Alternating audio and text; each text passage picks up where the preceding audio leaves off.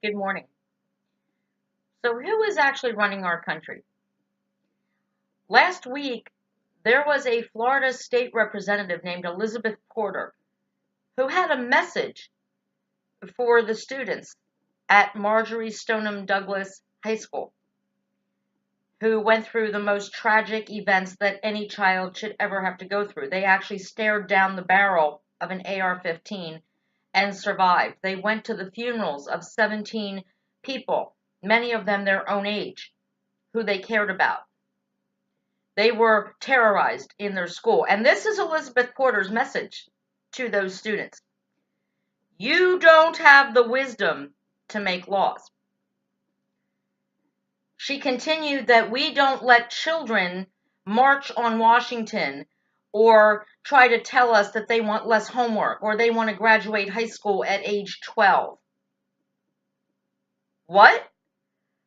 What did you just say? You stupid woman. First of all, they don't have the wisdom. I think when you stare down the barrel of an AR-15 at age 15, somehow you grow up pretty quick. You get a little bit more mature. When you have to go to 17 funerals,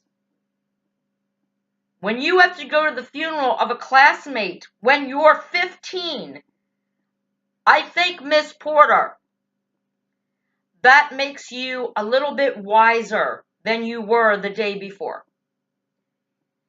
And I think it is appalling that you would dare try to compare what these students are trying to do, marching for their lives, marching for the right to walk into high school and walk back out 4 years later as graduates instead of being wheeled out in a wheelchair because they were paralyzed by an AR-15 shot at them in their school.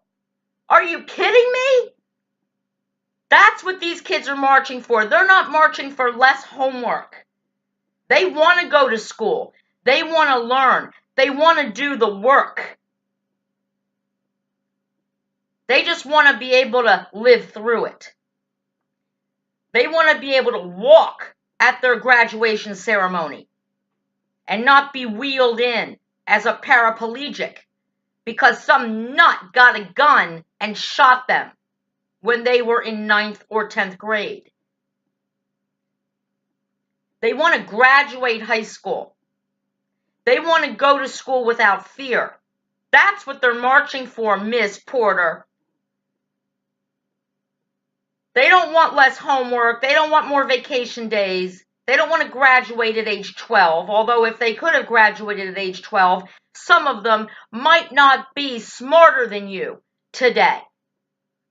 Because they're smarter than you because they've actually stared down the barrel of a military grade weapon that was being pointed at them by one of their own, by a peer, by an 18-year-old. So, Miss Porter, when you want to talk about wisdom, wisdom isn't always determined by the length of time you have lived on this earth. It is determined by life experiences. There are 12-year-olds whose parents neglect them and they don't give a shit about them, who can cook an entire gourmet meal for their family because they have to. They could probably go to any fine dining restaurant and get a job as a chef or a line cook because they have to, because their life experiences has forced them to become older than their actual age. I'll tell you what, Miss Porter, you and all your friends in the Florida Congress, you better not cut these kids out or count them out. You better not dismiss them because a lot of them are going to be voting. And guess who they're not going to be voting for, Miss Porter? They're not going to be voting for you because you don't respect them. And you don't respect the fact that these young kids who should have been out riding bikes and skateboarding and going roller skating and spending Valentine's Day with maybe their first ever girlfriend or boyfriend. They ended up in the emergency room. They ended up in the hospital. They ended up running for their lives. I think that kind of made them a little bit older than their actual age. And now let's talk about this thing about, oh, well, we can't change the age that you can buy a gun from 18 to 21. Now let's remember something, first of all. The legal age to buy a 9mm, which is what I own. I own a 9mm. It's legal. I am well trained in using it. It's well set, locked up. It's safe. I don't go carrying it around, threatening people with it. But the age limit to buy a 9mm in Florida is 21. It's a handgun. Now, the NRA was fine with that, apparently. They signed off on it because apparently when Miss Porter asks, should we let children tell us what to do? Well, I ask you, Miss Porter, why should the NRA tell you what to do? Where do they get their wisdom to make laws or to fight against laws? Here's my problem. Trump is saying, and other people are saying, we're going to raise the age to get a military-grade automatic weapon to 21. And everybody's losing their minds. Well, the NRA is losing their minds. You are discriminating against 18-year-old citizens of the United States of America and their right to bear arms under the Second Amendment. I mean, what?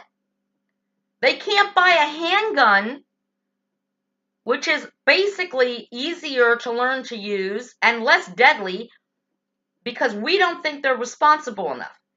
Do you know that in most states, if you are 18 years old, you're not allowed to rent a car? You're not allowed to buy a beer.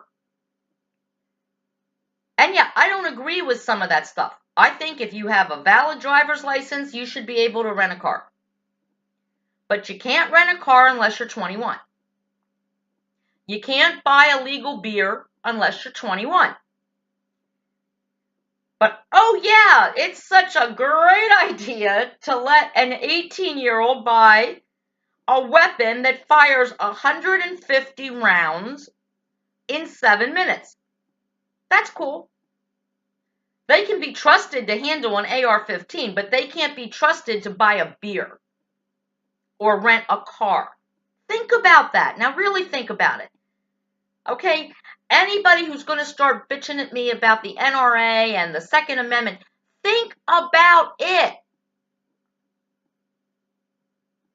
If you can't rent a car because society says you're not mature enough to handle a rental car, if you can't buy a beer because society says you're not mature enough to drink responsibly,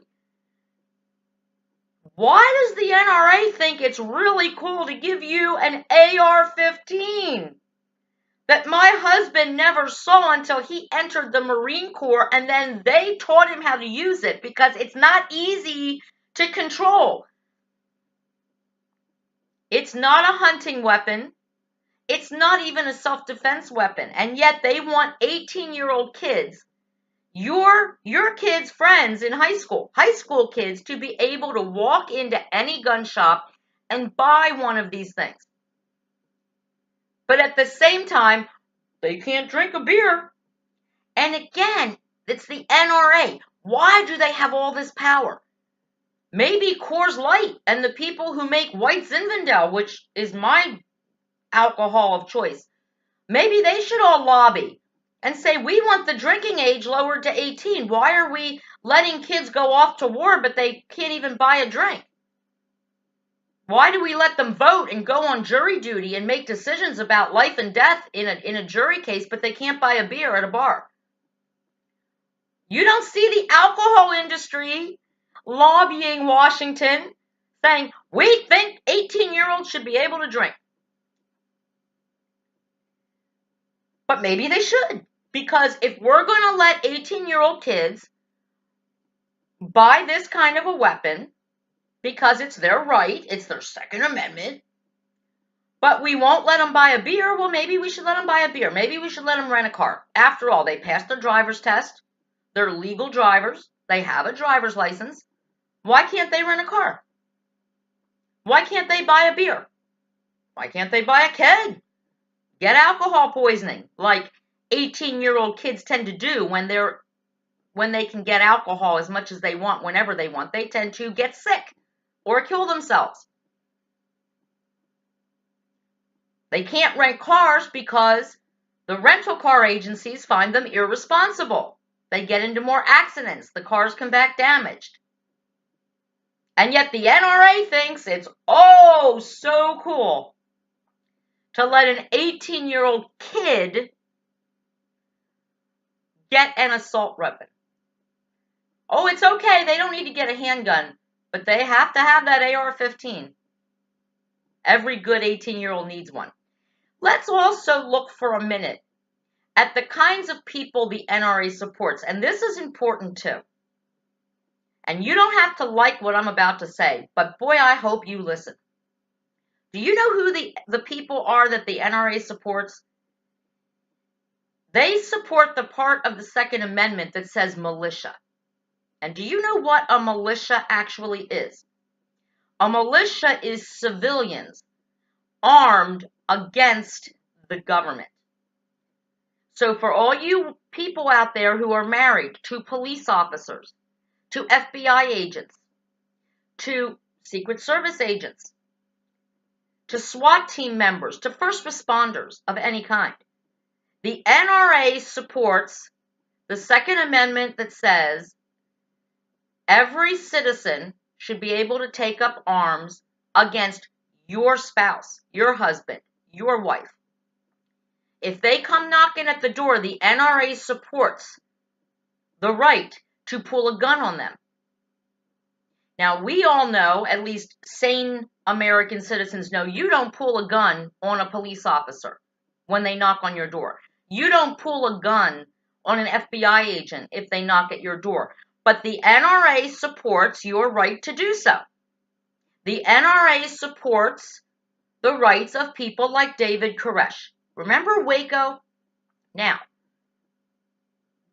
I watched the miniseries on Paramount, and I cried for those innocent victims, those women and children who died at Waco, who didn't have to. And yes, the Clinton administration, Janet Reno, and the FBI made serious mistakes. But here's the thing. The NRA supported David Koresh. And here's what David Koresh, and this is not up for debate, David Koresh was married to several different women, some of them underage. When someone came to join his group, if you were a couple, you were no longer allowed to have sex with your wife. Only David Koresh could have sex with your wife in order to make babies with her. David Koresh said he spoke to God, and whatever he said went. They were abusing children. The children did not go to school, regular school. Young girls were being forced to marry David Koresh and have his children, underage girls. And yes, they were stockpiling weapons. Now, who fired first? Who started the fire? I have my own theories about that, and I do believe that the government they overacted in this situation. If you believe the miniseries that was just on Paramount, I suggest you all watch it. However, these are the kind of people the NRA supports. People who are off the grid. People who don't have regular jobs, who don't pay taxes to the United States government, who don't want the United States government knowing anything about them, who don't want to be a part of America except for one part, the Second Amendment. The stockpiling of weapons, becoming a militia to go against the government, the United States government, a government of whom these people are citizens. But they decide they are no longer part of America unless you threaten their Second Amendment. then they're American citizens with the right to bear arms. Do you see where I'm going here? I'm trying to be fair, because I do believe that every normal, sane American citizen, law-abiding citizen, if they want to buy a gun, they should be able to buy a gun. I think they should have to prove they know how to use it.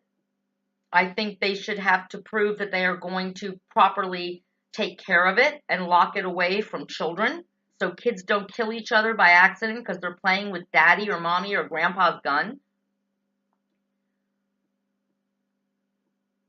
But once again, I do not understand the purpose for any civilian needing an automatic weapon for self-defense against a criminal intruder, for hunting, or even for target shooting. They say the AR-15 is terrible for target shooting. It's not a game sportsman type gun. It's a gun that is meant to do one thing, and that's kill a lot of people in a very short amount of time. And in my personal First Amendment, see, I know more than one amendment because I actually pay taxes and I'm a real American citizen. My First Amendment protected right, I say I don't see any purpose, any legitimate purpose for these military grade weapons to even be on the market to civilians. They should be for military use only. And if an 18-year-old kid wants to use an AR-15 or learn how to shoot one, then let him sign the papers and join up. Join the military and protect the country he was blessed to be born in. And instead of using these guns to attack his fellow citizens, why doesn't he learn how to use them to protect his fellow citizens instead? That would be cool. My husband learned how to shoot an AR-15 and an AK-47, and he actually did learn how to shoot something with someone on YouTube. You guys asked me, what the hell is an M16 or an M7, whatever. My husband actually shot one of those too in the Marines. They taught him how to do that. And guess what? We don't own any of those weapons in this house. When my husband went to the Marines, he went into the Marines to defend his country, not to attack his fellow law enforcement and public servants who volunteer to go out and protect the country. My husband would never turn a weapon on a fellow law enforcement officer or an FBI agent or someone who volunteers every day to put their life on the line for American citizens like my husband did when he joined the Marines. My husband went in the Marines to protect America and, yes, to see the world. And he got both. He's very proud of his service. But when he came home to America, he didn't need his AR-15 anymore or his AK-47. He doesn't need to defend himself against anything other than somebody possibly breaking into our home or threatening us in some way. And like my husband always says, as a Marine, he only needs one bullet. Political Paula, out.